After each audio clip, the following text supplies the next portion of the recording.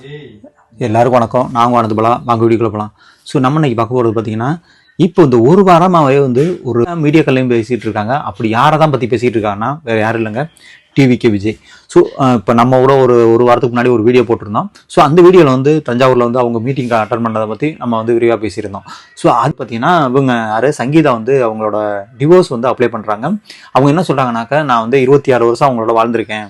எனக்கு வந்து ஒரு 5 வருஷமாக வந்து பார்த்தீங்கன்னா அவங்க மேலே வந்து ஒரு சில டவுட் இருந்துச்சு. ஸோ அதனால தான் நம்ம போகிறோம் விலகி இருக்கிறோம் அப்படின்னு சொல்லிட்டு அவங்க ஒரு பெட்டிஷனை வந்து போடுறாங்க, எனக்கு வந்து டிவோர்ஸ் வேணும் அப்படின்னு சொல்லிட்டு.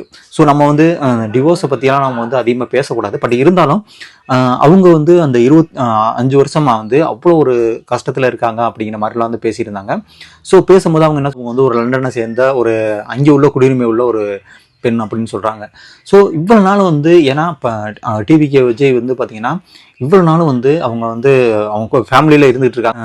யாரும் அவங்க ஒரு நடிகை பற்றி தான் சொல்லியிருந்தாங்க. நான் அந்த நடிகை பற்றி நான் வந்து வெளிப்படையாக வந்து பேசுவேன் அப்படின்னு சொல்லிட்டு இருந்தேன். அவங்களுக்கு வந்து இவங்க யார் இப்போ விஜய் என்ன பண்ணிட்டாங்கன்னா டைரெக்டாகவே வந்து அவங்க திரிசாவை வந்து கூட்டிகிட்டு வந்து ஒரு கல்யாணத்துக்கு வந்து போயிருந்தாங்க. இதுதான் வந்து பார்த்தீங்கன்னா இப்போ இந்த 2 நாளாக வந்து இருக்கிற எல்லா மீடியாலையும் வந்து அவ்வளவு வந்து அந்த அளவுக்கு பேசிகிட்டு இருக்காங்க.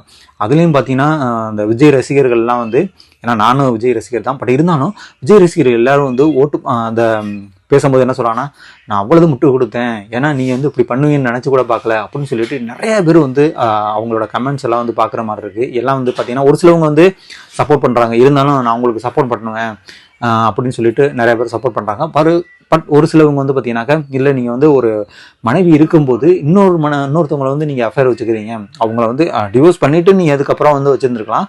ஆனால் அவங்க இருக்கும்போதே வந்து பார்த்தீங்கன்னா இன்னொருத்தவங்களை வந்து அஃபேரை வச்சுக்கிறது வந்து இது நல்லதில்லை அப்படின்னு சொல்லி